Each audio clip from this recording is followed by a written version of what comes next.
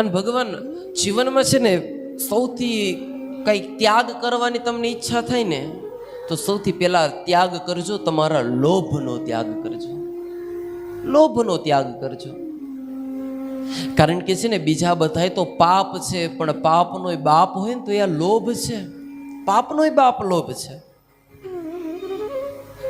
ઘણી જગ્યાએ અમારે છે ને યજ્ઞ હોય પછી અમે જોઈએ આમ લાઈનમાં બધા બેઠા હોય, અથવા આરતીની અંદર ક્યાંય જાય ને તો એ જોઈએ અમે. પહેલી લાઈનમાં આમ આરતી આવે ને એટલે કોકે 50 100ની નોટ કાઢી હોય ને એટલે મારી બાજુમાં ગમે કોઈ ભક્ત છેલ્લી લાઈનમાં બેઠા એટલે તરત ખીચામાંથી 50 100ની નોટ કાઢે. હા, મેં ઓલાએ કાઢી હતી કે મારે 50 100ની નોટ મૂકવી એટલે કાઢે. પછી પાછી બીજી લાઈનમાં આવે તો કોકે 20ની નોટ મૂકે એટલે ધીમે એકથી 50 100ની નોટ મૂકે, પછી 20ની નોટ. કોકે 10ની નોટ મૂકે તો 20ની નોટ પાછા પાકેટમાં મૂકી 10ની નોટ કાઢે.